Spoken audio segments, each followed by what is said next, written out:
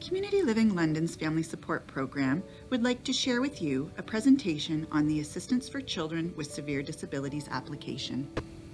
What is ACSD? The Assistance for Children with Severe Disabilities program, also referred to as ACSD, provides financial assistance to parents in order to help with the extraordinary costs related to their child's severe disability. For ACSD purposes, severe means permanent in that the child's diagnosis affects them every day in some way. ACSD is funded by the Ontario Provincial Government. It is a Ministry of Children, Community and Social Services program.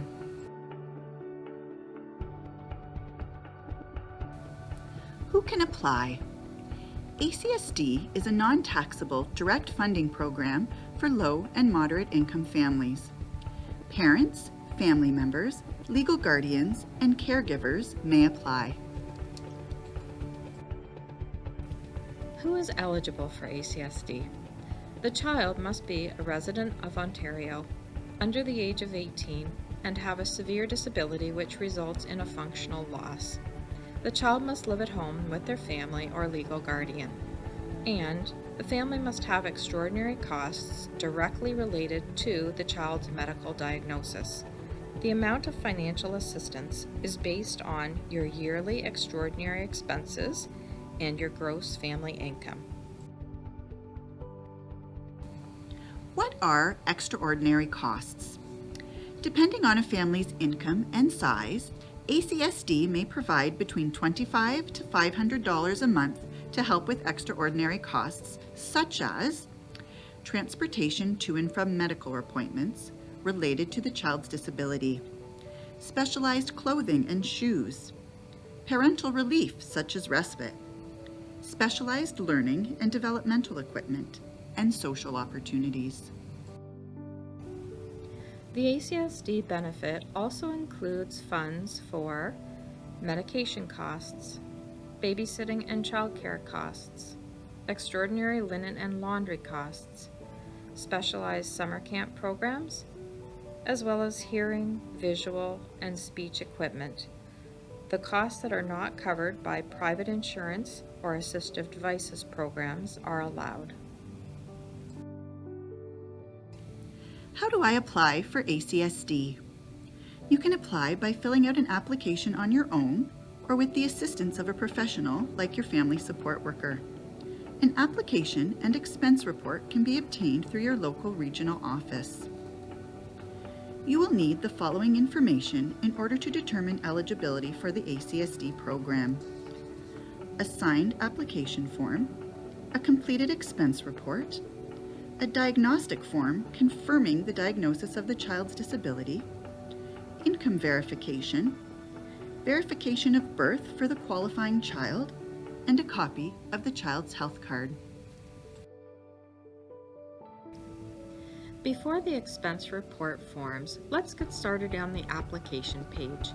At the top of this form, fill in the basic contact information about the applicant. The parent or guardian who will receive the monthly benefit is the applicant. You can gather information from required documentation, including social insurance numbers and OHIP card numbers. The next section of the application is where you will include the child's name who requires extraordinary expenses. You will also list all of the child's diagnoses in the nature of disability section. Further, you will also list all of the other children and dependents that live in the family's home. The applicant and married or common law partner must both sign the declaration on the back of the application page. At the top of the form, print the applicant's name. Don't forget to put the date in day, month, year format. There must be a witness to both signatures, and the witness must be 18 years of age or older. This next section appears below the signature portion of the application. It explains that it is important for you to fill out the ACSD forms truthfully and to the best of your ability. At the top of the extraordinary expense report, fill in parent and child names, as well as a list of all of the child's diagnoses. Some examples include developmental disability, autism spectrum disorder, anxiety, and asthma. Section 1 of the expense report includes all physical aspects of the child's disability. Section 1.1 is clothing. All costs of additional clothing that are purchased related to the child's disability may be included here. It is very important to explain how the purchase of this clothing is required due to the child's disability. You must explain the reasoning for these purchases. Some examples you may include are pulling and stretching of sleeves and necks on shirts, wetting and soiling with frequent washing of clothing, altered clothing for medical equipment, sensory issues which require certain zippers, tags, etc. Section 1.2 is the shoe, boot, and orthotics section. Include the total number of pairs of shoes and boots you purchase all year. The ministry considers 4 pairs of shoes and 1 pair of boots to be average for the year. So for example, if your child goes through 10 pairs of shoes, you may receive the funding for only 6 of those extra pairs. For orthotics, if you have previously purchased the products, include costs that were not covered by private benefits. If your child requires orthotics in the future, call your special agreements officer. If your foot specialist provides a prescription, you will receive a voucher to help purchase orthotics. Remember, you must describe why your child needs extra footwear. Some examples of reasoning related to extraordinary shoe and boot costs include dragging feet, toe dragging, sensory issues, crawling, and wearing out the toes.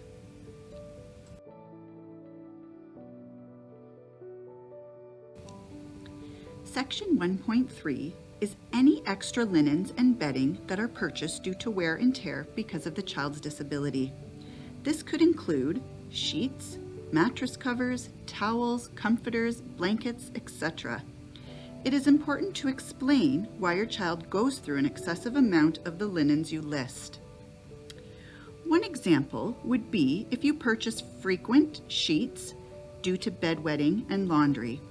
So 4 pairs of sheets a year would be approximately $30 your cost, equaling $120 annually. Dividing that by 12 per month would be $10 a month, and that's what you would include in the projected costs monthly. 1.4 is laundry costs. Record laundry costs by listing the number of loads of laundry for this child only. The example here describes 7 loads per week. All children create laundry, but the ministry will only grant costs for extraordinary laundry directly related to your child's disability. If 3 or 4 loads of laundry a week are considered average, the ministry will allow $3 for each load above that average amount. These laundry costs might be due to a child's bedwetting or drooling. And remember, you must list specific examples of why the child has additional loads of laundry. Section 1.5 is diapers and incontinence supplies. If the child is over the age of 3 years and continues to require diapers, you may first apply for the Easter Seals Incontinence Supplies Grant. Any expenses not covered by Easter Seals may then be claimed in this section of the ACSD expense. Children who have only nighttime incontinence do not qualify for Easter Seals. They would be eligible to claim the overnight diaper expense here with ACSD. An example of this could be the total diaper cost per month with 4 packages of diapers at $25 a month, equaling $100 per month. The total diaper wipe cost per month could be 4 packages of wipes at $15, equaling $60 a month. You would add these two costs together to include the projected monthly cost, which would therefore be $160 a month, to include in the projected monthly cost section. If you receive Easter Seals funding, indicating the amount would either be $400 a year or $900 a year, depending on which grant level you receive. Your Special Agreements Officer will then subtract the Easter Seals coverage amount from your total annual expenses claimed. Section 2.1 asks you to list costs of equipment for hearing, visual, or speech impairments that are not covered by the Assistive Devices Program or by private insurance. Some examples of costs you can list here include hearing aid batteries and specialized headphones. Please note that in order to have eyeglasses covered, you must first forward a copy of your child's prescription to the Special Agreements Officer. They will then send you a voucher, and you can take this to your eyeglasses provider. Section 2.2 is special learning, developmental, and sensory equipment. It is important to note that items purchased in this section are to assist with the child's developmental stimulation and learning. Computers and iPads are not covered by the ACSD program. $300 is the maximum amount allotted annually for this section.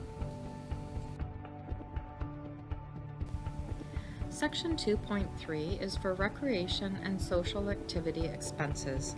This is where you will include costs for any programs that promote social and physical stimulation and that help your child's development. You can list costs of programs run by community organizations, but school activity costs are not allowed. Some examples include social skills programs, Sari therapeutic horseback riding, and George Bray hockey. The example listed above is for swimming lesson costs as well as mileage costs. Section 2.4 is summer camp fees. In this section, you will include all specialized camps that only provide opportunities for children with special needs. Regular camps such as the Boys and Girls Club, YMCA, and the City of London camp programs are generally not approved in this section. You may only include the costs of camps that are not already covered by other funding programs such as the Ontario Autism Program or Special Services at Home. It is important to remember that you will receive this money monthly. You must begin saving in September for the next July and August camp costs. If we refer to an example in this section, we can include the Community Living London Summer Leisure Program. This camp, located at Clark Road Secondary School, and the cost is usually $300 for a 2-week session.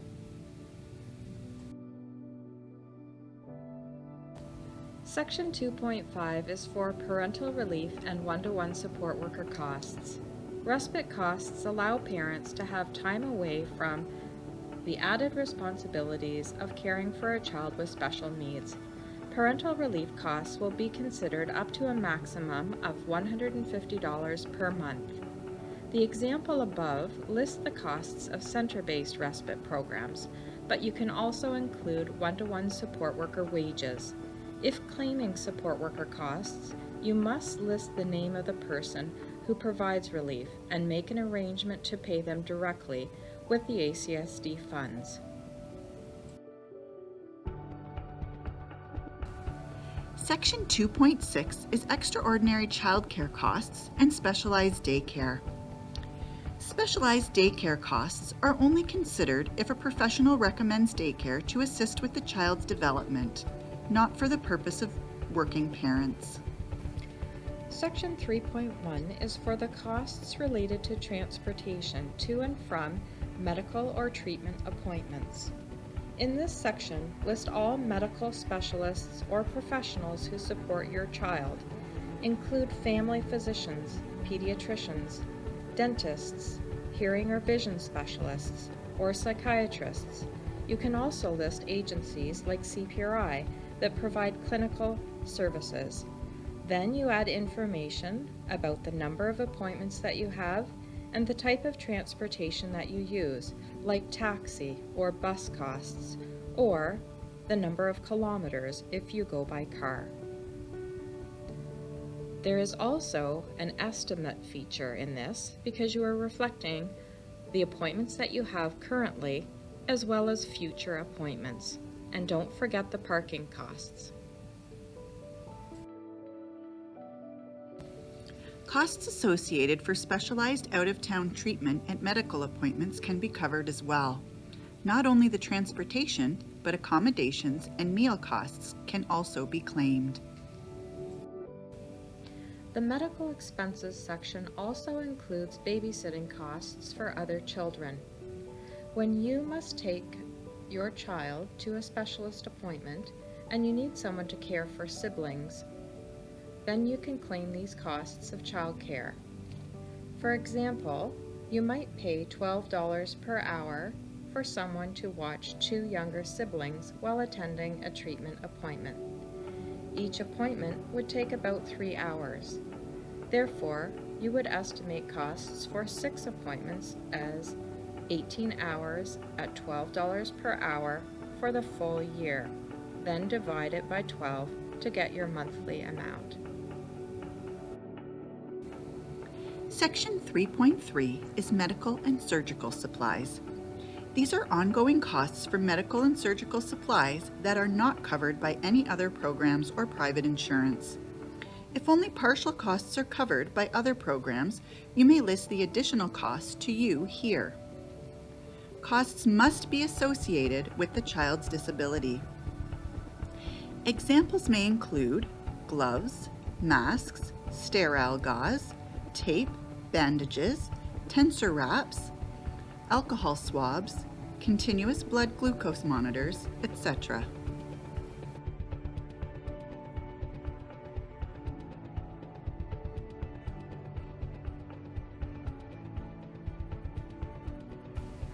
Section 3.4 is about special diet.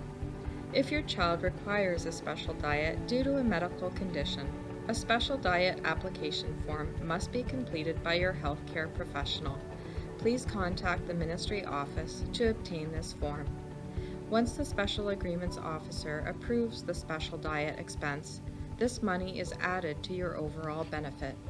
Some examples of why you would complete a special diet form include diabetes, or the need for Ensure, G-tube feeds, or a gluten-free diet. Section 3.5 includes the cost of prescription medications not covered by any other drug plans.